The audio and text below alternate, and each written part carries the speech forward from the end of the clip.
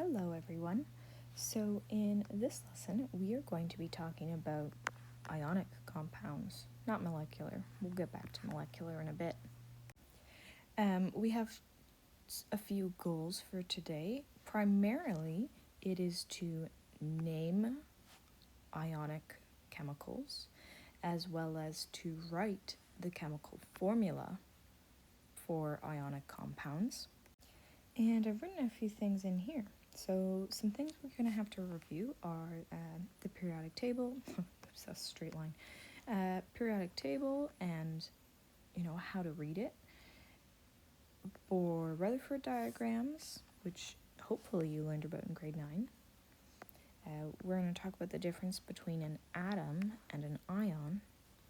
And, of course, we're going to talk about, what are ionic compounds? So those are some of our different goals today. Now, in grade 9, we talked about Bohr-Rutherford diagrams. There's a few pieces of information in a Bohr-Rutherford diagram. We have the number of protons, we have the number of electrons, and we have the number of neutrons. Additionally, they show us the organization of electrons. So protons are going to hang out in here, and they're going to be inside sort of the nucleus, and they are positive. So they have a charge, and that charge is positive. Electrons hang out in the rings or orbitals of an atom or ion, and the charge of electrons are going to be negative. And we also have some neutrons that hang out in the nucleus, and their charge is going to be neutral.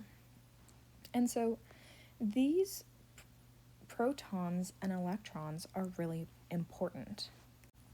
If we have 17 protons in the nucleus, how many electrons do we have orbiting? Feel free to pause the video and count them out, but just as a reminder, each of these little red dots will be representing an electron.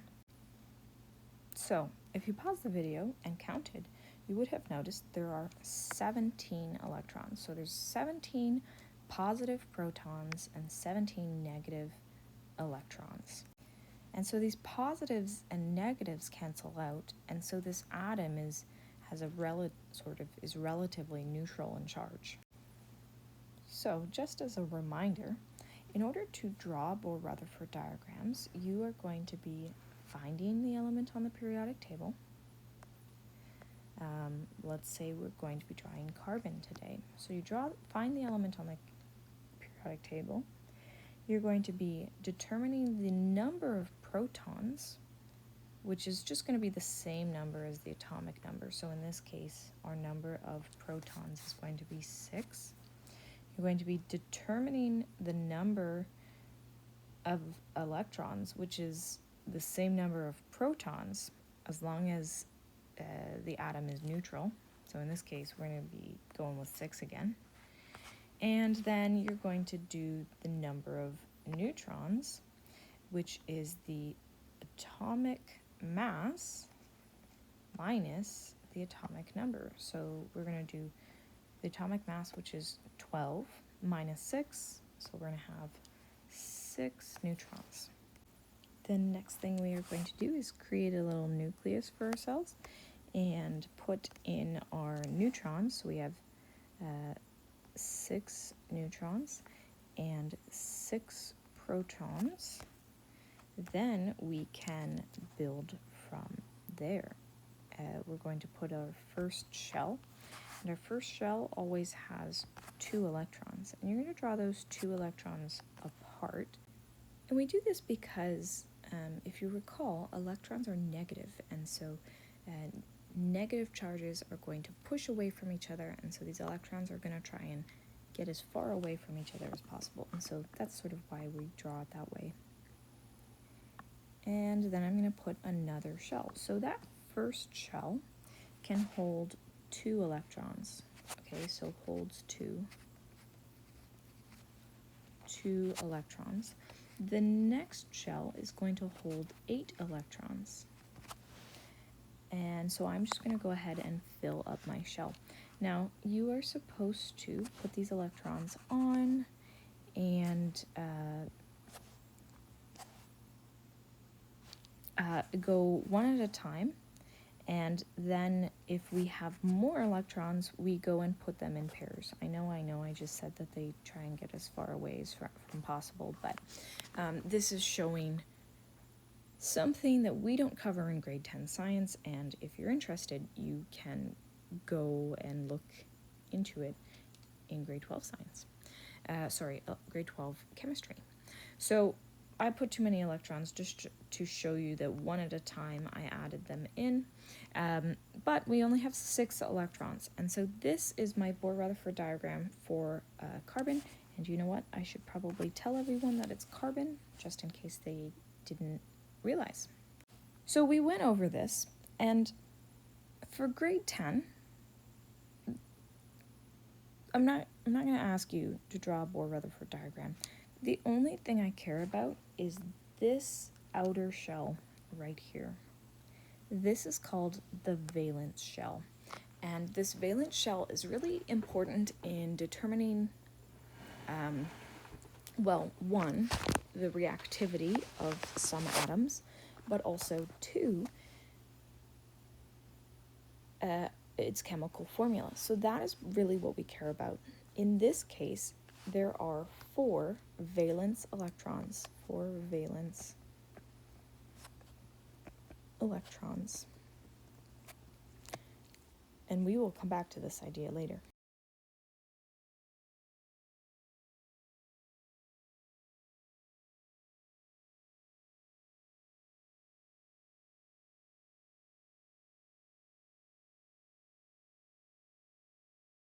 So there's another type of diagram called Lewis dot diagrams.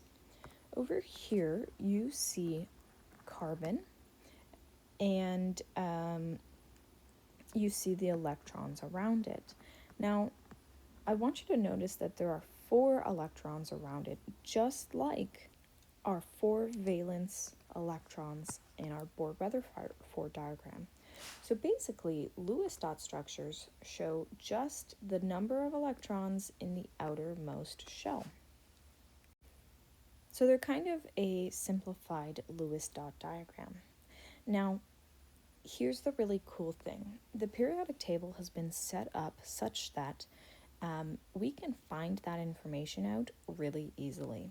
So all elements in the same group or column will have the same number of valence electrons, generally.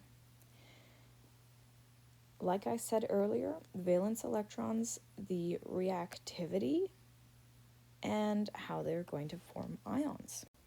The alkali metals are the first group or first column in a periodic table. I would encourage you to go grab a periodic table just so that you have one on hand and you can see it. These alkali metals are very reactive. I'm going to tell you about why. They also do a few other things. They will form an ion that is +1. So let's talk about that. So over here on this side, we have a sodium atom. So sodium is in the first column.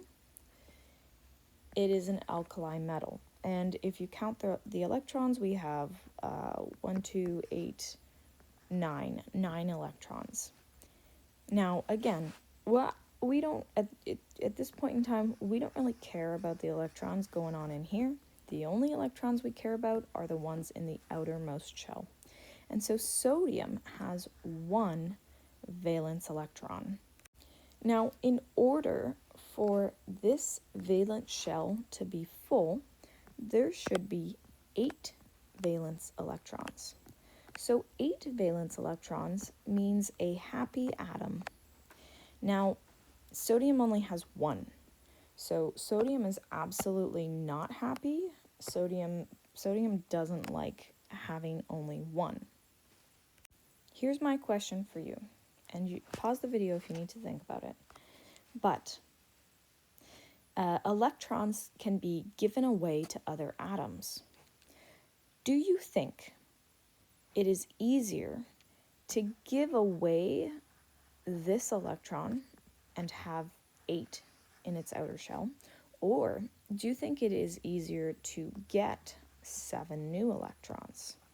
So the question is, we want to get down, we want to have 8 valence electrons in our outermost shell. Is it easier to get rid of 1 and have 8 just sitting on the inside, or is it easier to get 7? Pause the video if you need to. But basically, the answer is it is way easier to just get rid of that 1 electron, and it's going to donate it to something else. As soon as it has done that, it becomes an ion. It becomes an ion, and an ion is anything with a charge. Sorry, let me reframe that. An ion is an atom or a molecule with a charge, and that charge can either be positive or it can be negative. When the charge is positive, we call it a cation, and when the charge is negative, we call it an anion. And the way I remember that is because positive has a T in it, which kind of looks like a positive sign. So anyhow, this sodium wants to get rid of this electron. The question is, who are they going to give it to? When they do get rid of it, it becomes an ion. And when it loses an electron, it's going to become +1 in charge. It got rid of a negative, so it has 1 extra positive charge than it does negative. So we would say it becomes +1. And all alkali earth metals are actually going to become +1 in their charge. When they give away that electron, they are able to become stable. They want to be stable. They want that full outer shell. And you know what? It's not only alkali metals. It's metals in general. Metals in general will have a tendency to lose electrons and form positive ions. So in this image here, we have our metals in lilac or purple on the left-hand side largely. So metals are going to be the ones that want to give away electrons. The ones we talked about are the alkali metals, which is that first column, and they become +1. We also have our alkali earth metals, which are this column, and they're going to become +2 ions when they give away their electrons. And then we have some nonmetals over here, and nonmetals will have the opposite idea of metals. They're going to want to accept those electrons. We'll get into that in a bit. And this for the second column actually is going to become -1, -2, -3, and like I said, some of the ones in the middle get a little bit funny, but these are the ones that are very, very predictable and easy to remember. This column, you'll notice, I carefully avoided it, this last column on the end here. And these are called the noble gases. And these noble gases are very stable. They do not like to react because they already have a full outer shell. So alkali earth metals were our second column, and you can see here calcium. And again, calcium is going to have 2 valence electrons. You can see those here. So they have 2 electrons in their outer shell. If these 2 electrons are gotten rid of, they go somewhere else, they go to another atom. What will become the the charge of the ion that forms. Pause the video if you need to and think about it. We did sort of just give you the answer. But basically, the answer is going to be 2 plus. The reason being, if we are getting rid of 2 negative electrons, then we are left over with more positive charges than negatives, and so we have an ion which is positive 2. And you can see that in this diagram here, where this is the atom. We have 20 protons, 20 electrons, and that's drawn up here. We also have the calcium ion, which has 20 protons and only 18 electrons. So we have more positive than negative, so we are calcium 2 plus ion. And like I mentioned earlier, if it's positive, it's going to be called a cation.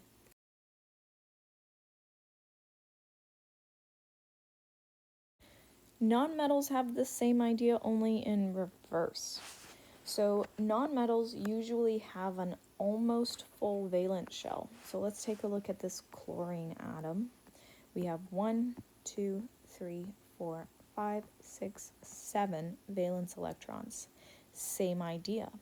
Is it easier for this nonmetal, chlorine, to accept 1 electron, or is it easier for it to get rid of all of these 7 electrons? Now, obviously, the answer is to simply gain an electron. So they're going to find these electrons in metals. Often, not always. Definitely not always. For today's purpose, metals.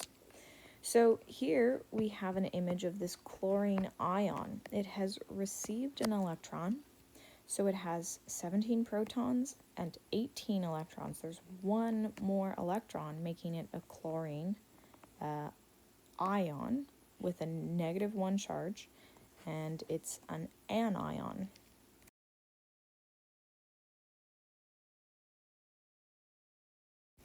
Okay, I mentioned earlier that our goal for today was to name and write the chemical formula of ionic compounds.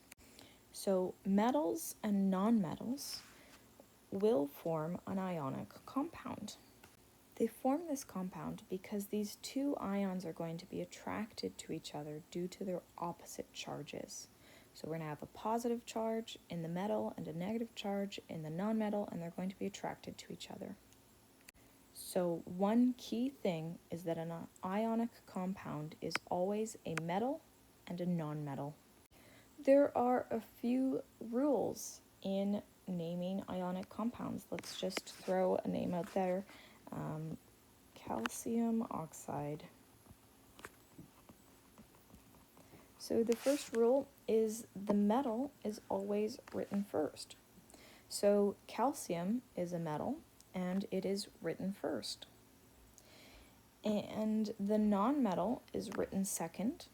And so here's our nonmetal, and it's written second. And it ends with "ide." So we have that over here, "ide." So calcium oxide.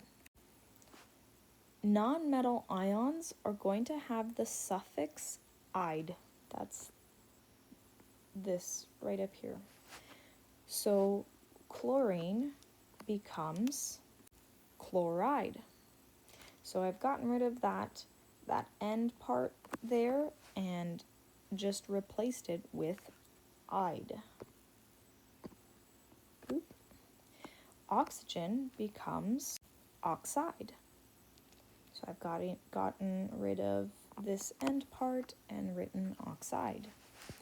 I want you to try the next 4. Pause the video, and then you're going to check your answers with mine. Okay, I've written my answers down. So fluorine becomes fluoride. Sulfur becomes sulfide. Nitrogen becomes nitride. And phosphorus becomes phosphide. Okay, so I've written out a few practice problems here. We have sodium and chlorine. I want you to name sodium and chlorine. If you're ready to give it a go on your own, pause the video and try it. And if not, watch as we solve it together. So the first thing I'm going to do is just rewrite the metal. And that goes first. So sodium. Then I am going to rewrite the sort of beginning of the nonmetal. So that's chlor. And then I'm going to replace the end with an "ide." So that becomes sodium chloride. Full disclosure, pretty sure I spelled that wrong. So sorry about that. That's never been one of my strong suits. Sodium chloride. So rewrite the metal, then rewrite the nonmetal with the suffix "ide." If you want to, try the other ones. If you're not ready for that, watch as I solve them. So we have potassium and fluorine. Just rewrite the metal. And rewrite the nonmetal with the suffix "ide." We have magnesium. Rewrite the nonmetal with the suffix "ide." And that's all it takes to name a ionic compound.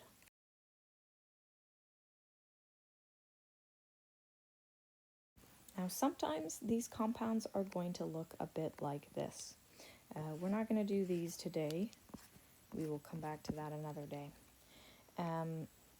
Sometimes your compounds are going to look like this. So here we have the formulas instead, which means the first thing you're going to need to do is pull up a periodic table and find these elements. So what I want you to do is pull up that periodic table and try to name these on your own. If you would like, I can do the first one with you. So Na. I know that Na is sodium. I would encourage you to check a periodic table just in case. But through practice, I've just got them memorized. And we have chlorine, Cl, so that's going to be sodium chloride, which again, I think I'm misspelling. Try the next four on your own, and then check the answers with mine. Okay, pause the video now, and here are the answers. So I would encourage you to pause the video, double check your answers, and again, we're not going to be looking at this yet.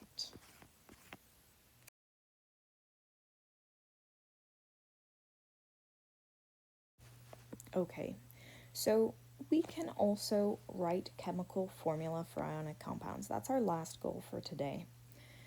To write a chemical formula for an ionic compound, it's a few steps. So this example up here, the words are all going to be written down there. But our example is calcium chloride. The first step is to figure out the symbol. So if you go look at a periodic table, you will determine that the symbol for calcium is Ca, and the symbol for chlorine is Cl. Now, calcium is in that second row of the periodic table, so it is going to have a positive 2 charge. And chlorine is in that second to last row of nonmetals, so it's going to have a negative 1 charge.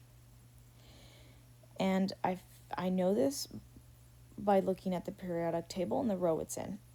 You may have a periodic table that provides you with these valences, or you might have a table that provides you with these valences. So then you need to determine the number of each element needed to make the valences add to an equal charge of 0. And what I mean by that is our goal is to make these atoms happy. So let's say we draw calcium, and calcium has 2 valence electrons. So I'm just doing a Lewis dot diagram here, and so we're drawing those 2 valence electrons. And chlorine has 7 valence electrons. So calcium wants to get rid of 2, and chlorine wants to accept 1. So that's pretty easy. Calcium can give this electron over, which makes this chlorine very happy. It also makes this chlorine -1. However, calcium is currently unhappy. So what calcium does is wrangles up another chlorine ion. So we wrangle in another chlorine atom, and we are going to put that electron there. So now this chlorine is happy, and of course our calcium is also going to be happy. But it takes 2 chlorines to make this calcium happy.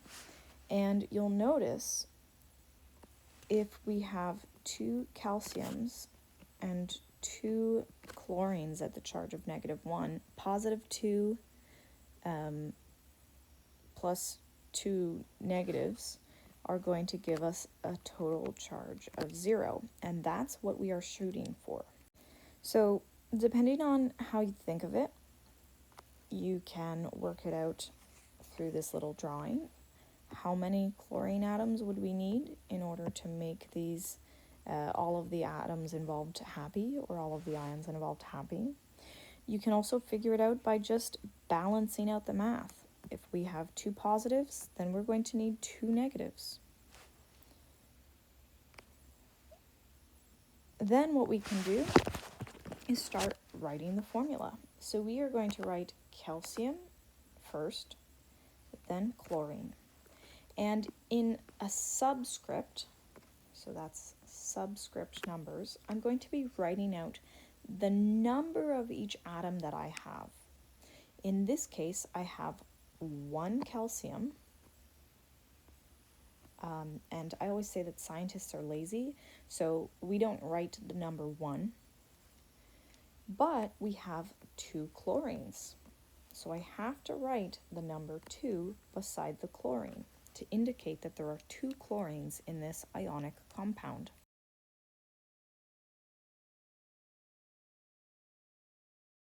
Okay, I'm going to go through this one with you together. We have sodium nitride. So first step is write out the symbols and charges. So sodium is going to be Na, and nitrogen is going to be N. Again, checking your periodic table, we will see that sodium is in that first row, which means it's going to have a +1 charge, and nitrogen is in that sort of third column from the right, so it's going to have a -3 charge. Now, in order to get these numbers to balance out, I know that I need to have three sodiums and 1 nitrogen. So we're going to have 3 sodiums that are all going to be positive and 1 nitrogen, because those 3 extra electrons are going to be donated to that nitrogen. One way of thinking of it is to do what I call a swapsies. So we do a swapsies of those charges, and that becomes 3 sodium and 1 nitrogen. So why don't you try giving, we'll cross those out, calcium fluoride and an aluminum oxide a try. Pause the video and try them out. If not, watch as I walk through them. So calcium is going to be in that second column, and it will have a symbol of Ca, And because it's in that second column and a metal, I know that it's going to be positive 2. Fluorine is in that second to last column. It's got a symbol of F, and it's going to be negative 1. So for every calcium ion, I'm going to need 2 fluorine ions. So when I write my final symbol, it's going to be calcium 1, fluorine 2. And you'll notice I've kind of just done a little swapsies of the number. Next up, we have aluminum, which has a symbol of Al, and it's going to have a charge of positive 3. Now, it is not in the third column like you might expect, and so you always have to check your periodic table for the valences, or if you have a valence chart, then you can check that. Those are available on the hub for you. And oxygen is going to have a charge of negative 2, just because it is in that column. Now, for every aluminum that wants to give away 3 electrons, we are going to need a bunch of oxygen. So what I have drawn out for you is 2 aluminum and 3 oxygen. And if we go ahead and donate those electrons, 1 and 2, 3 and 4, 5 and 6. So this makes all aluminum happy, all oxygen happy, and so everyone is happy. And we have 3 oxygen, and 2 aluminum.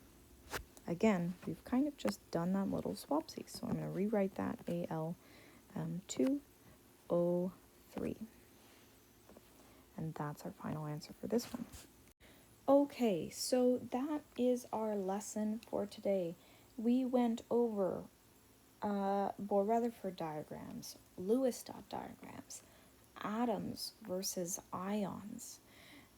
We went over some of the different columns in the periodic table, how metals are generally on the left, nonmetals are generally on the right, and metals are likely to donate electrons, and nonmetals are likely to receive electrons.